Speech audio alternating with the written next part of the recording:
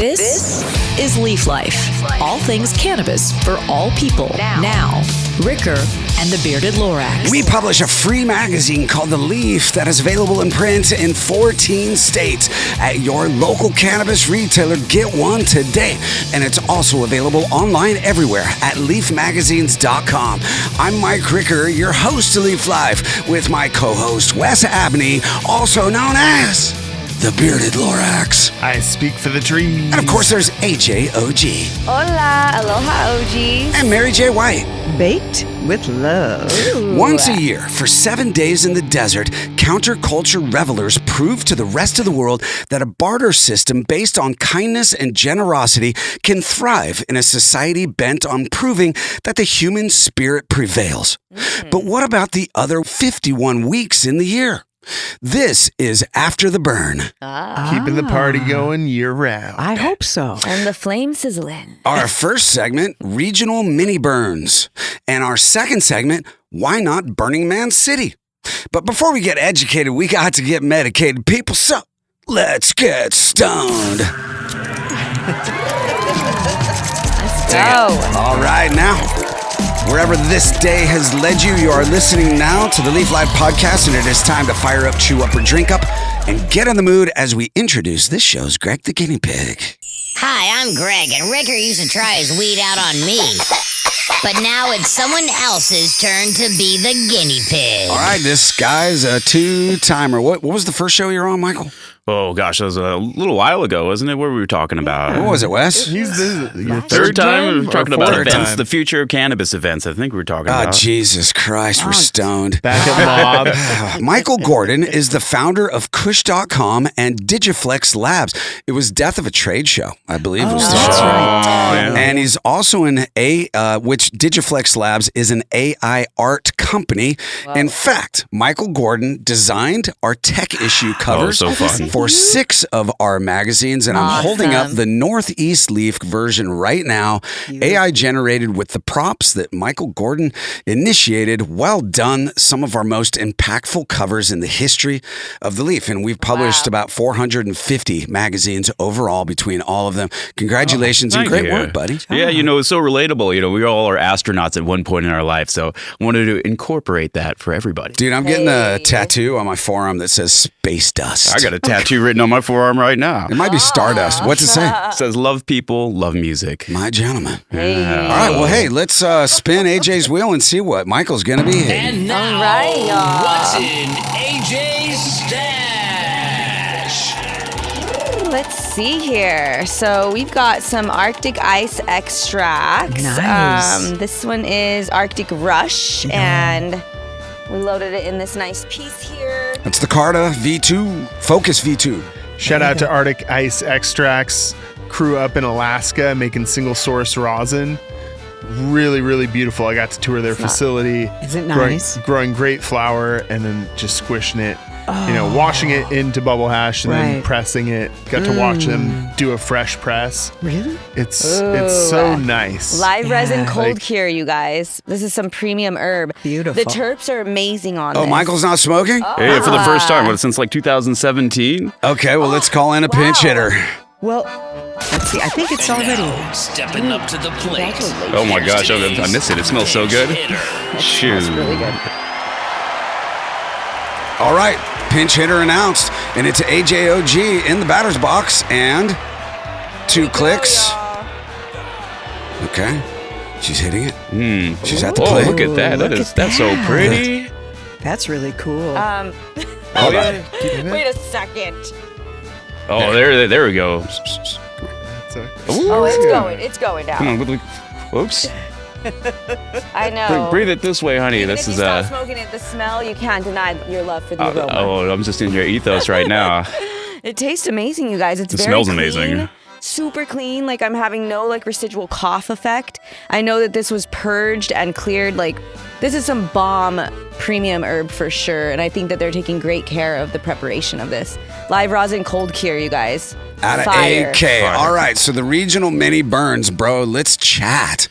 Burning Man is one of our most downloaded shows in the history of the Leaf Life podcast. Obviously, people search it on the internet, but it is a topic that is fascinating because there's really very little way that you can describe Burning Man. So what's Burning Man like? How was it? Did you have fun? And people are like, man, you don't know it until you've been there. And we all know that the last burn, it dumped rain. And the news media was like, Burning Man, an absolute disaster. People can't get out. Someone died. Yeah, you may have seen our school bus on CNN. A person died. But if you ask anybody who went there, they're like, hey, man, that's the burn. And if you can't handle it, then don't fucking come to Burning Man because it is a thriving society where anything can happen and you have to be prepared to be unprepared. You got to be dirty. You got to get dirty. And if you can't get dirty, then you can't have fun at Burning Man, because it's dusty, it's rainy, it's late, it's noisy. It's hot and dirty. It's the real deal, the human experience at its core. But when it's over, these enthusiasts, these loyalists go home and they go back to their regular jobs as John the accountant or Bill the business owner or Sherry the hairdresser. And then for the next 51 weeks, they think about Burning Man. And then for about 6 months, they plan Burning Man. After Burning Man, tell me, what's it like? Oh, wow. So that transition back to the real world, the capitalist world, is rough. It is very hard. When you're living in heaven for a week, even though there are dust storms, it's hot, it's cold, there's mud. I mean, this is something that you can only experience by going. Whatever kind of experience you want at the burn, it's there, and you can explore yourself, and you will learn so many things. So coming back from an experience like that is rough. I mean, it's like having the rug yanked out from under you. So the burners, it may seem like we only go to the Burning Man, but we go year round. We have our communities. And one of the things that's really common is something called the decompression party. Because you can't just go from the burn to regular life. You have to decompress. You have to see your friends again. Because there is like an after-burn depression that is very, very real. Sure. And the thing that I like the most about this community is we're there for each other. It's something that from the outside you may not see. One of the things that really captured my attention about the burn is you really might not know shit about what's happening. Unless you're in the in crowd, they don't market their events. They aren't inviting people. They aren't selling tickets to the normies who are out there in the club scene. Either you know about it or you don't. So once you get to get that peek under the hood of these, like the smartest people I know, you're talking like rocket scientists, physicists. I mean, people who are like hacking into the NSA at age 16. Allegedly. Allegedly, you know what I mean? Like, you get access to these people, and they love to teach and share their knowledge, and they also love to get down. I mean, these are the parties that the people go to like 3, 4, 5 a.m. No problem. We were just out the other day. There was a festival in town called Boo. And then it got wrapped up around like 2 a.m. They're like, hey, what are you guys up to? We're like, shit, we're about to go to the Shell station on Beacon Hill. We're going to go get some catfish.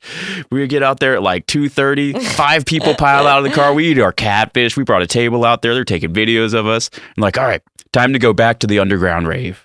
Wow, that's hard. You guys go hard. They go super hard. Yeah, that's like the second day in a row, 3 days in a row. The burn is 7 days in a row. Wow. This sounds like people who don't have children or jobs. I'm just saying. There are a lot of people who don't have children. Most people have jobs of some sort. I mean, it's just like, it's a different breed. Creatives, artists, people who plan this as part of their journey for the next year too. Yeah. It's like a lifestyle, I feel. Yeah, isn't it also quite expensive now? It is a little bit expensive. I think tickets are like $600, $700. They could be more if you get them in the last minute. Plus you have to bring everything with you into the burn. I mean, those guys provide almost nothing. You have bathrooms, medical, and you can buy ice. Whoa. There is no place to buy food. There's no place to buy anything other. Though you can't buy water. They don't take care of trash. You are completely self-sufficient. Like camping off-grid. Okay, yeah. So is it like, trying to sustain that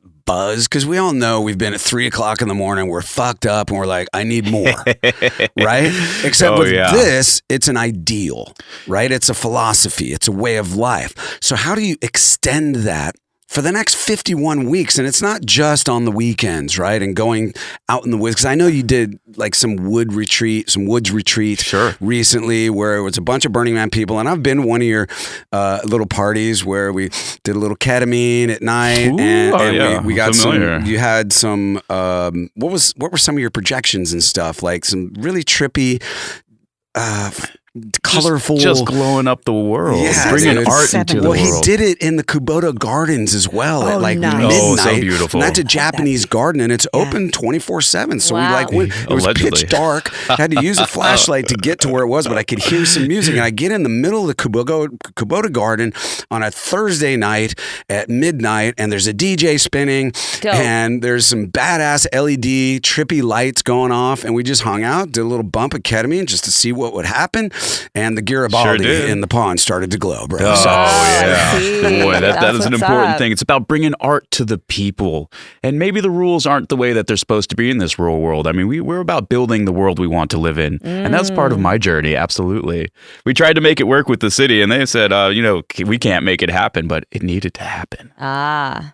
And it is, open technically 24 hours. I mean, just like Gasworks is. Park. Yeah. People are there after hours all the time. Kubota just happens to be a special And place. as long as you do no harm. Yeah. But That's so ultimately- Burning Man's a way of life, right? Absolutely. And so it's your objective, I assume, to have a continuation of that throughout your life, not just 1 week a year. So what are some examples of how you do that? Yeah, so one of the things that's really unique about Burning Man is they decommodify everything. When I say you can't buy anything, you cannot buy anything. Money is completely dirt. worthless. If you show up there trying to buy something, I mean, there's only one thing you can actually buy there, but we don't want to talk about that. But you can go get pulled pork sandwiches, get ice cream cones. You can go ride bulls. They've got skate parks and roller. I want to know. They've got what roller can rinks. you buy? Sex. No, sex is free. I mean, like there were orgy domes. Wait, there's domes? Oh, big domes, giant domes. Orgy There were things there for everything. There were trampoline pits, there were ball pits. I mean, like there are 80,000 people. Apparently, there's like a million bunny march where everyone dresses up in bunny suits and hops to the man. Oh, Jesus. Anything you could ever imagine can some happen. freak Tesla show. coils. I mean, Wow. anything and everything. So how do we bring that mentality back into the real world? Because that's what's so important to us, for our souls, is to show that love for each other. And we do that through events. We host events with our best friends, and we open them up and invite people to come. We do potlucks. In the Northwest, there's a group that does potlucks, and everyone comes together and brings their food. We do parties regularly. And one of the fun things about Burning Man is that they throw fundraisers, and the community comes out in force. Every one of these fundraisers sold out. Wow. To support their art for the next year. Wow. But you got to know of a person, right? You can't just go online and sign up. You'll never find it. Okay, you got to know. But the regional You're mini in, you're burns, do they exist? They do exist. They're all around. Every single state has regional burns. And even beyond that, people can throw their own burns, because the burn is a mentality and a way of life. Oh. So like if we want to throw a little burn ourselves, we can do it. No one's there to stop us. No one would ever stop you from creating something for the people. In the Pacific Northwest, there's a number of burns. We do something called Critical. Here it's a week-long event up north of Seattle. There's a group that does something called Deep Playa. And my personal favorite, down in Portland, out in Ty Valley, there's something called Soak, where like 2,000 or 3,000 people get together for 5 days. Of water? I mean, what a soak. What are they soaking? What are we soaking? Whatever you want, Mary. I mean, anything is there. I mean, I'll give you an example. I woke up one morning and looked at this booklet and said, well, there's French maids and French pastries. I said, that sounds like it's for me. Well, yeah. So I wandered down there, bright and early in the morning, and there's this beautiful women wearing these scantily clad French maid outfits. And this, I got some pastry. It was wonderful. And right next to them were these big burly men I was gonna ask. in French maid outfits with floggers. That was the whole experience. Michael, you know what that sounds to it was me the like? first time for me. You know what that sounds like? That sounds like a weirded Lorax. Now, can we all just get a long hair? Weird. This is the Weirded Lorax. Hey, Michael Gordon. Fowler. Been to a lot of Burning Man, haven't you? Oh, I've been having a good time. Yeah. Have you ever seen a bearded Lorax at the burn? No, I haven't. I would love to see that. I mean, you live it already. Have you ever seen a weirded Lorax? A lot of them wandering around. Whether they're real or fake, it's hard to say. Exactly. We're not here to judge. So here we go. Michael Gordon, which of these events actually happened? You should know. You've seen weirded Loraxes around. Mary, say that 18 times. Weirded Lorax. Okay. Number 1. After walking through to receive his high school diploma, Wes was invited to a graduation celebration. When Wes read the invitation, it mentioned that this afternoon gathering was actually a pool party. So, since the bearded Lorax's idea of a pool party is jumping off Mr. Beaver's dam into the mossy ebbs caused by blocking the river's flow, he invited Mr. Beaver to be his +1 to display his tail bounce backward triple balance diving board flip, where he lands perfectly headfirst into the water without making a single splash, conjuring cheers from the reveling keg standers. Keg stand. Wow. Okay, that's impressive. number 1. Yeah. Wow. I've never done a keg stand either. But they were. I've watched plenty. Yeah. Oh, yeah. I've never been the one to get flipped up. Well, there's time. Oh. There's still Yeah, time. not since high school. I'm We okay. could do one right now. I'm okay. And number 2. One fresh fall evening, just after the bearded Lorax finished his dinner of fish head borscht, as he sat down to enjoy the MTV Music Awards when his constitution was rattled upon being one of the millions who were shockingly she-wolfed by Shakira, causing the bearded Lorax to he-wolf up some of his grandma Lorax's secret fish head borscht recipe. It wasn't long, however, before the bearded Lorax pulled up his grassroots hoodie to expose the very difficult-to-locate belly button and began shadow dancing with himself in front of his shocked girlfriend, Kelsey Lorax, who immediately he-wolfed up a Starbucks cheddar and bacon panini upon first sight. Oh, man. You got Possible. the menu right. You got the menu right. Okay, and number 3, Michael. He's thinking studiously. He is. For Halloween, Wes decided to go in costume as a garden gnome to commemorate his third cousin by marriage, Millie Bonk Bell Pepper Gnome. He confessed while toting his full plastic jack-o'-lantern bucket that it was the easiest costume he'd ever had to assemble by simply throwing on a pointy red cap. It should be noted also that the incessant giggling wasn't intended to be a part of his character, but since he'd eaten a full milligram psilocybin gummy before embarking on his evening of tricks and treats, everything fell into place, making it the most believable costume he'd ever worn.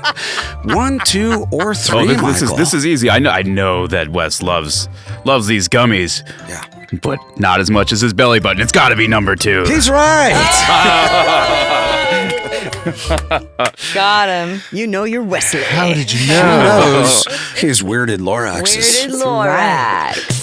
If you want to discover cannabis news, reviews, entertainment, and culture, and explore every Leaf magazine at your convenience, search leafmagazines.com. Coming up in our second segment, we'll ask the question of why isn't there a permanent Burning Man city? We'll get another spin of AJ's wheel, and we'll kick it all off with another episode of Where in the World? Leaf Live continues with Mary J. White, no less. Leaf Live continues in just a moment. These products have intoxicating effects and may be habit-forming. Marijuana can impair concentration, coordination, and judgment. Do not operate a vehicle or machinery under the influence of this drug. There may be health risks associated with consumption of these products. For use by adults 21 and older. Keep out of the reach of children. Some of the wardrobe, including Ricker or Wes's sick lids, is provided by Grassroots California. Check out the dopeness at grassrootscalifornia.com.